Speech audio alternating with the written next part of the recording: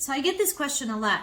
Why is it that we can't use just a W-2 to calculate someone's income when they have fluctuating income on top of your hourly rate or your salary? Let me show you how this works. In this case, we have somebody that makes $30 an hour today, base income. And this column right here is your July 31st, 2022 year-to-date income, which we would see on your paycheck stub, right? This is 2021 total from your W-2, and this is 2020 total from your W-2.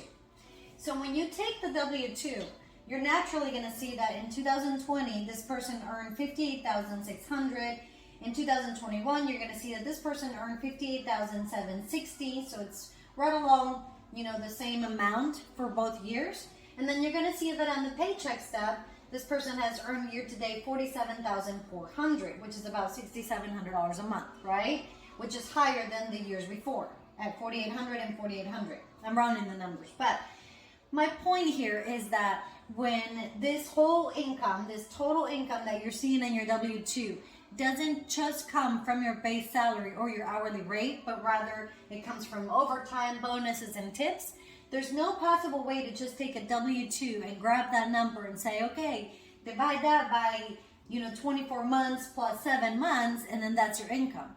It doesn't work like that, unfortunately. When it comes to income that fluctuates, such as overtime, bonus, tips, shift differential, which nurses deal with or have the opportunity to earn, other fluctuating income always has to be averaged for the last 2 years.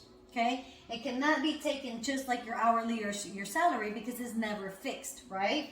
So in this case, this person, in addition to what I just mentioned, this person the years before was earning $20 an hour and then $22 an hour in 2021 and now $30 an hour. So if you were to total out the bottom, all the incomes, then it would not be fair to average that bottom line when now this individual is earning $30 an hour instead of 22 or 20, right? So you have to break it apart.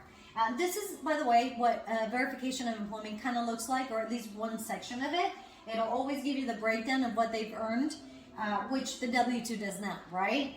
So in this case, this person now is earning $30 an hour, and year to date on July 31st, 22, this person has earned $36,400. Okay, so if I were to take $30 an hour times 40 hours a week times 52 weeks a year divided by 12, it gives me about $6,700 a month, which is exactly what this person earned for the last 7 months of this year.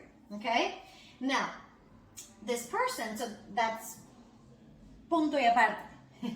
This person in overtime earned $12,000 in 2020. Another $12,000 in 2021, so it's about $1,000 a month in overtime, right? Pretty consistent, and earned $7,000 year to date, July 31st, 2022. So it's also about $1,000 a month in overtime, right?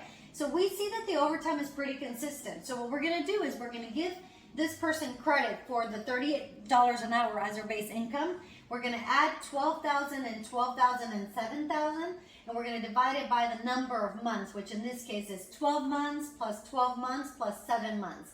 And that's going to be your overtime that you're going to be able to use. Okay? Now, in terms of the bonus, this person earned $5,000 in bonus in 2020, $1,000 in bonus in 2021, and has earned nothing in bonus in year-to-date July 31st, 2022. What this means is that it shows a decline from years before moving forward. It shows a consistent decline from this year to this year to this year being 0. Therefore, the underwriter, the lender, is not going to be able to use any of that bonus that you've received in the past, because when you have a fluctuating income, you have to be able to show the consistency because there's nothing else to rely on other than history, right? So if you have income that's been declining by more than 25%, in this case, it declined more than 25% of that $5,000, then you can no longer use that income, okay? So we can't actually use any of the bonus, unfortunately, right? And as far as the tips, same concept. This person did not earn tip in 2020, and this person did not earn any tips in 2021, and has earned a one-time tip year-to-date, July 31st, 2022. Because the other rule to fluctuating income, such as overtime, bonus, and tips, is that you have to show consistency for 2 years and you have to average the 2 years. Here, there's nothing to average because this person has not earned those tips in the last few years, only one time, right? The only way that you could potentially use that income is if the employer can guarantee that you're going to be receiving that for the next 3 years, okay? And that the amount is not going to be different year after year. The likelihood of that happening when you're dealing with tips or any other type of income is like saying, is my employer going to guarantee a certain number of hours for overtime or bonus? Unfortunately, this is why it's categorized under fluctuating income, because there's no way to guarantee that income, right? Therefore, can't use the tips.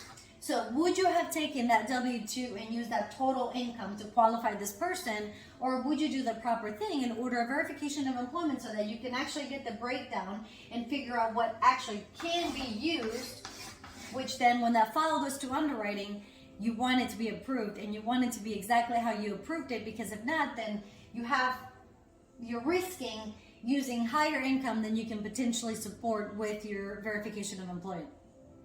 If you have any questions, my name is Patti Contrasto. I'm broker at Boxwood Mortgage, and I'd love to help you.